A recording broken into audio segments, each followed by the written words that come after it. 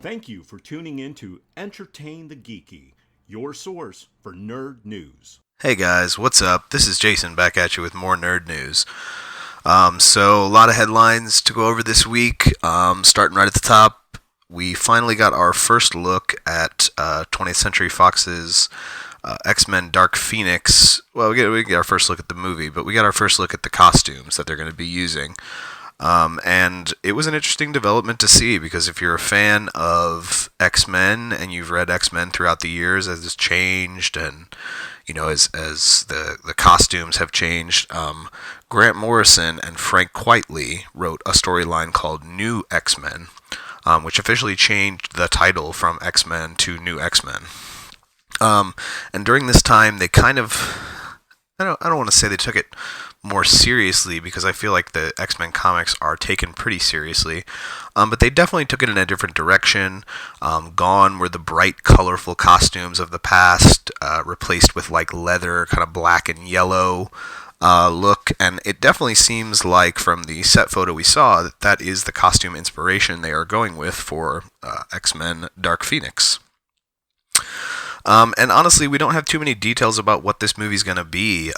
They're obviously trying to tell a Dark Phoenix story. We've been promised that it's going to have ties to the galactic side of the X-Men world. And realistically, if the deal between Fox and Disney goes through next year as it should, this might be the end. This might be the last X-Men movie from 20th Century Fox that we will see. Because short after, we might have the X-Men reintegrated into the MCU, where, honestly, in my opinion, they belong. But I am interested to see, because while the last few movies weren't, great, they weren't bad movies either. I found things about Apocalypse that I liked. I found things about Days of Future Past that I liked. And Logan was fantastic. So they've definitely been trending upward. So we'll see if Dark Phoenix, which is reuniting obviously Michael Fassbender and James McAvoy, Jennifer Lawrence, and the younger kids, so Cyclops, Jean, Nightcrawler, Storm. So we'll see. I mean, it'll be an interesting thing to see them take the X-Men to space. That's something we haven't seen yet in a movie, and that's something that's been part of their comic history for a long, long time. Switching over to DC, it looks like we are definitely going to be, the DC and Warner Brothers are definitely moving forward with Todd Phillips' Joker origin movie. I know there was some weird speculation about what Martin Scorsese's name was doing attached to a comic project, as he has kind of, I don't want to say badmouthed, but he definitely doesn't have a lot of respect for comic book stories as a filmmaker. But the way that they're going to handle this Joker origin movie might be what drew him in, because it's definitely seems like it's going to be using at least some framework from Alan Moore's Killing Joke storyline, and that's interesting to see. It's a very dark take on Joker as a character, and it seems like the rumor is, at least at this point, that they're going with the idea that he was a failed stand-up comedian. That maybe, I guess, if you use the Killing Joke as the framework, has a bad day and ends up turning to a life of crime and then forever being altered. And whether or not Batman will play a part of this story is yet to be seen. But Todd Phillips and Martin Scorsese are going to be working on the movie, and the rumor at this point is that they are very close to signing Joaquin Phoenix to play the titular clown, failed comedian guy that they're trying to bring to the screen. And I don't really know if that's a good thing. I mean, I don't have anything against Joaquin Phoenix, particularly as an actor. I just don't know if he has the right range to be the Joker. I'm not going to count my chickens before they're hatched, because honestly, there's been plenty of casting decisions throughout the years that most of us as fans have thought, well, I don't really, that's not really my thing, or I don't think that actor is going to be able to pull it off. And then they've turned around and blown us away with their performance. So, there's a little bit of, I think, hesitation on fans' parts to want to think that an actor is capable. But we've been proven wrong many times in the past. So I'm not going to say Joaquin Phoenix couldn't do it, because he very well could. I mean, he very well could be an excellent addition to the many fine actors who have portrayed the Joker over the years. Staying with DC, there was, a while ago, some leaked photos hit the internet from the set of SHAZAM, starring Zachary Levi. And this is an interesting one because it's a movie that's kind of, it's hard, right, for non-comic fans who are just moviegoers to accept these properties that they really know nothing about. I mean, Marvel has showed us that it is possible with the right creative team, with the right direction, with the right actors, to bring a relatively unknown character to the screen and still wow people. But Shazam's an interesting one. But we saw kind of some bad photos of him on set in costume, and fans got really worried. But a new set of photos definitely have, I think, reassured fans that this movie will try to stay as close to the source material as it can. Because we see him in costume. It's bright, it's colorful, it's got the little hood on the back. It very much brings to mind the New 52 look for the character, with the hood on the back of it. So, I'm not really going to speculate one way or the other about what this movie's going to be, because I really don't have any idea. Shazam was never really a character that I, got into as a comic reader. But I like superheroes. I like superhero movies. I think the tale of Billy Batson is interesting. So I'm down. And honestly, if the rumors hold true and The Rock is going to play Black Adam, I think that could be pretty cool.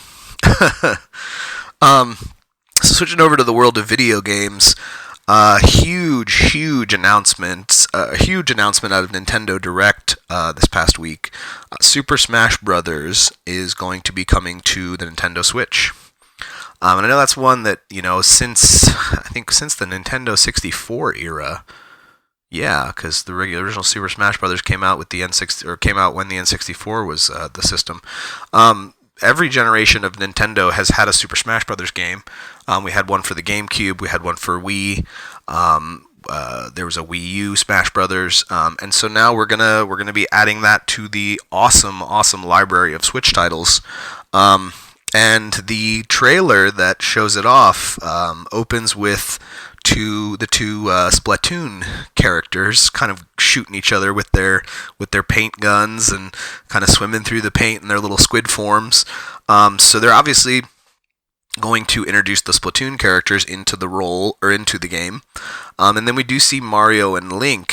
And there's kind of some silhouetted characters off in the background.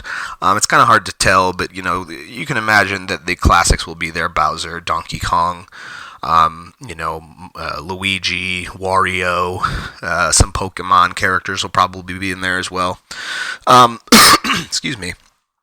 So that while that is interesting, there has been speculation that this might just be similar to what they did with Mario Kart 8 Deluxe, where they're just going to be releasing a remastered version of the last game. And while that's an interesting thing to speculate about, and it very well could be the truth, I think the telling thing that this is a new game is that the version of Link we see in the trailer, while he's kind of shrouded in shadow, is clearly Breath of the Wild's Link. Is clearly using that design for the character for his new Smash Brothers counterpart. So I think that is the most telling clue of all, that this is probably going to be a brand new Smash Brothers game for us to play.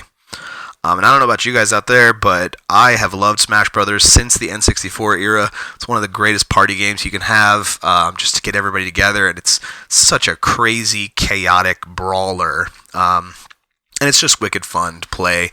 In the same way, games like the old Wii Sports games, even Rockstar and Guitar Hero, they're just good games to play with your friends, right in the comfort of on your couch, right from the comfort of your own home.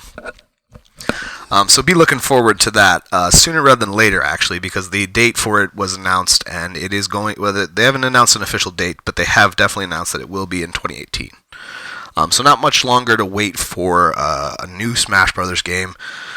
And switching over to the PC world, and I know that I'm not a big I'm definitely not a PC gamer, and I definitely don't hit on the PC game side of things as much as I probably should, and I'm going to try to change that. But an interesting thing has been announced. They are remastering the first 3 Tomb Raider games. And if you don't remember, Tomb Raider dates all the way back to the PlayStation 1. So we went back to N64 with Nintendo, and now back to the PlayStation 1 for the original 3 Tomb Raider games. And they were classic games. I mean, they made Lara Croft a household name. Rabid fans were, hungry for sequels every time they got finished with one of the games. And they're basic shooters. I mean, it's not an overly complicated shooting system. What was fun about those games was they had some very intricate puzzle-solving elements. When you go in the various, pyramids and lost cities and things and have to kind of try to find your way through, fighting the enemies was more like a distraction. The puzzles were what kept you playing those games. They were challenging and had some very challenging platforms, and honestly, some pretty wonky controls from the original PlayStation 1 controllers. So hopefully that'll be updated with the remaster as well. But they're getting remastered for PC. Now that doesn't mean that we won't get remasters of them for, Sony and the Xbox products and maybe even the Nintendo products later on. But it seems like they're starting with PC, and I guess probably trying to gauge what people's interest is. Because Tomb Raider, recently has taken such a turn from what it used to be, and it's reinvigorated its popularity. So the question is, some remasters we want to go back to. We want to go back and play Shadow of the Colossus. I loved going back and playing the Crash Bandicoot Insane Trilogy. It's very fun. But Tomb Raider is one I'm not sure, because of how far it's come, if people want to take that giant step backwards and experience the original 3 games again. But time will tell, and I'm sure if the remasters are popular on PC, be sure you'll probably see them on PlayStation and Xbox and possibly Switch later this year. Switching over to the comic side of things, a couple of interesting things have been announced. We keep getting new announcements for titles out of Marvel's Fresh Start, and I mean, feel what you will about another Marvel reboot. There is some interesting stuff coming down the pipeline. One that popped up this week that I'm particularly very excited about is they are bringing back the Sentry. And this won't be his first reappearance. He's recently reappeared in the pages of Doctor Strange. But Jeff Lemire and Kim Jacinto. Jeff Lemire has done a lot of work for DC. He was part of their New 52 stuff, and he does a lot of independent work with the Vertigo line. And then Kim Jacinto, she is currently drawing the Avengers No Surrender story, which is a big one out of that. I have not had a chance to check it out yet, but I'm sure I will once it's all finished and collected. But bringing back the Sentry is huge. If you're unfamiliar with the Sentry, he was a man who got superpowers from taking a drug that he stole. He was a criminal. He broke into a pharmaceutical laboratory. He's basically kind of a junkie, and he was looking for drugs. And he took a drug, and it turned him into a superhero. And because of the nature of that kind of transformation, he became a junkie for superpowers, and he was addicted to using his superpowers. He needed more and more of the drug to keep doing it. And he's a very tragic, kind of torn character, and introduced alongside him was a creature that resides in his mind called the Void. And it's basically like a psychokinetic black goo. It takes physical forms and stuff. It doesn't have a physical form, but it is capable of physically affecting things. But it is something that has, been a constant struggle for him to keep his mind in control while the Void is constantly trying to take over. And he was killed off a long way back in the Siege event, which saw Norman Osborn and Sword attacking Asgard as it kind of floated over Oklahoma. So long time ago, and he was killed by... I think he was killed by the Void, or he was killed by Thor. There was a moment where he regained control, and before the Void could come back, Thor destroyed him. So recently, obviously seeing him pop back up in the pages of Doctor Strange raises its own questions, and it seems as if Marvel is going to seek to rectify that with a new Sentry series. And honestly, he was a minor character. Not many people are aware of him, but he's a great character, and if you like kind of the tragic character, you can't get better than the Sentry. He's very good. Over on DC's side, getting announced this week was their Black Label imprint. It seems like such a fancy way to say, that has adult content, but they use words like edgy and provocative and things like that, which probably hints at the idea that this will be a more adult print. But there are going to be stories that are set outside of continuity, with some great creators that are going to get a chance to tell stories that are different and that put our heroes in situations that you wouldn't expect them to be in. During the interview, when this was announced, they talked about things like Killing Joke and Watchmen having served as kind of an inspiration for what this imprint will be. And huge creators. I mean, Frank Miller is going to be working on titles. John Romita Jr., who I'm not the hugest fan of, but he is a big name in the industry. Scott Snyder and Greg Capullo are going to reunite in the aftermath of Dark Knight's Metal. Kelly Sue DeConnick, who's a huge name on on the Image side right now, and Phil Jimenez, great artist who's done both sides. He's been an artist on both sides of the fence. We are getting Greg Rucka and John Ridley as well. And so they announced the titles, and I'm just gonna read these announcements that came right out of DC because these are great, and this sounds really amazing. But so the first book that will be coming out this August is called Superman Year One. And Frank Miller is going to be writing it, and John Romita Jr. is going to be drawing it. So Frank Miller going to come back and tell another Year One story, because if you remember, he's the one who brought us the excellent Batman Year One. So the preview reads, a groundbreaking definitive treatment of Superman's classic origin story in honor of his 80th anniversary. Whew! 80 years.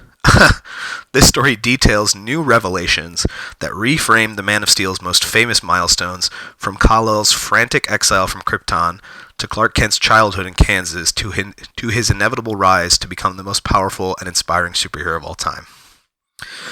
So that's a big one. The next one they announced was Batman Last Night on Earth by Scott Snyder and Greg Capullo, and I'm a little biased. I really enjoy Scott Snyder, and I really enjoy Greg Capullo doing Batman. So this sounds very interesting to me. Batman wakes up in a desert. He doesn't know what year it is or how the Joker's head is alive in a jar beside him. But it's the beginning of a quest unlike anything the Dark Knight has undertaken. In this strange future, villains are triumphant, and society has liberated itself from the burden of ethical codes. Fighting to survive while in search of answers, Bruce Wayne uncovers the truth about his role in this new world and begins the last Batman story ever told. So, seems like, obviously out of continuity, but kind of a bookend for the Batman universe, which is also very intriguing. Brian Azzarello and Lee Bermejo are reuniting to do a story called Batman Damned, which its preview reads, on a deserted Gotham City bridge, a body is found. Whispers spread the news, Joker is dead. But is this a dream come true or a nightmare being born? Now Batman and John Constantine must hunt the truth through a Gotham City hellscape. The city's supernatural recesses are laced with hints about a killer's identity, but the Dark Knight's descent into horror will test his sanity and the limits of rationality, as he must face a horror that doesn't wear a mask. Wow, that's fantastic. The next title announced was Wonder Woman Historia, The Amazons, by Kelly Sue DeConnick and Phil Jimenez. And its preview reads, a Homeric epic of the lost history of the Amazons and Queen Hippolyta's rise to power. Featuring monsters and myths, this 3-book saga spans history from the creation of the Amazons to the moment Steve Trevor washes up on the shores of Paradise Island, changing the world forever. Oh, these just keep getting better and better. So this one, Wonder Woman, Diana's Daughter by Greg Rucka, brings Greg Rucka back to Wonder Woman, and if you've not read his stuff, you need to, because he's a fantastic writer, and he does great things with Wonder Woman. So it's been 20 years since the world stopped looking to the skies for hope, help, and inspiration. Now, the world keeps its eyes down, and the powers that have risen have every intention of keeping things that way. Amongst a scattered, broken resistance, a young woman seeks to reclaim what has been forgotten, and on the way will learn the truth about herself, her heritage, and her destiny. So, again, just great to see Rucka back on the thing, on Wonder Woman as a character. So the final book announced was called The Other History of the DC Universe by John Ridley. A compelling literary series analyzing iconic DC moments and charting socio-political gains through the perspective of DC superheroes who have come from traditionally disenfranchised groups, including Jon Stewart, Extrano, Vixen, Supergirl, Katana, and Renee Montoya, among others. At its core, the story focuses on the lives of those behind the costumes and their endeavors to overcome real-world issues. It isn't about saving the world, it's about having the strength to simply be who you are. So, fantastic titles, 6 brand new titles that are going to be part of this Black Label imprint, that are going to be more leaning toward the adult side of things, it sounds like. So awesome stuff to look forward to. Real quick before we get to the end here, I'm just going to do a little TV roundup because some TV news has been announced. Jon Favreau is going to be writing and producing a live-action Star Wars television show for Disney's streaming service, which will likely come out in 2019. I love Favreau, and I love the idea of Star Wars television that is not chained to the Skywalker's story. And it looks like that's what we're going to get. It looks like Jon Favreau is the first guy that will be bringing some live-action Star Wars TV to the screen. Now, what that story will be, what that means, who knows? But we'll definitely here at Entertain the Geeky keep a close eye as announcements come up. Another TV roundup. We're getting close to some new shows, some new comic shows that are going to be hitting our TV screens later this year. So obviously Krypton was announced a while back from Sci-Fi, and it will definitely be hitting screens this year. An animated Constantine television show will join the CW seed of shows, and John will be voiced by Matt Ryan, who played him on the short-lived Constantine television show that only lasted for that one season. And as we know, with a couple of other things that have happened with the CW starting in an animated fashion, later they get moved into live action. So, hopefully, we will get to see Matt Ryan once again put on the trench coat and play Constantine, because I think he did a fantastic job. And one more that's definitely coming to Freeform later this year is Cloak and Dagger. And trailers for this looking kind of interesting. I mean, kind of telling a very young adult tale about two teenagers who discover mutant powers that they have and form a bond through that. They're interesting characters in the books, Light and Darkness.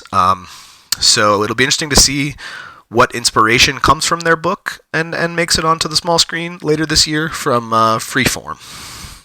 So that's going to bring us to the end. Thanks to all of you out there for listening and continuing to support Entertain the Geeky. We are really, really trying our best to bring you all the content that we can. And if you want to know more about that, head on over to entertainthegeeky.com. We got all the blog posts there. We got the Nerd News, kind of quick blurbs. We've got both shows, the Entertain the Geeky podcast and Nerd News, as well as Matt and Jeff's Board Game Bros. And we are excited. We've been announcing this on several of the shows. We're going to be getting a Kickstarter going later this year for Conniving Cooks and EG Games, because we want to be bringing you this content. We've been sitting around, we've been tooling with these ideas for a long time, and we want to finally be able to bring them to you, our loyal fans. So keep your eyes open for that. We are going to be doing some events with Miniature Market in the future, so we'll make sure to bring all that information to you as it happens. So thanks again for sitting in. If you liking what we're doing, check us out on all the social medias. Facebook, it's facebook.com/entertainmentgeeky. Twitter @entertaingeeky. And if you want to shoot me an email and just talk to me about what you think of the show or what you'd like to hear on the show, you can do that at etgnerdnews@gmail.com. So that's going to be it for me. Thanks again, guys. Until next time, stay geeky.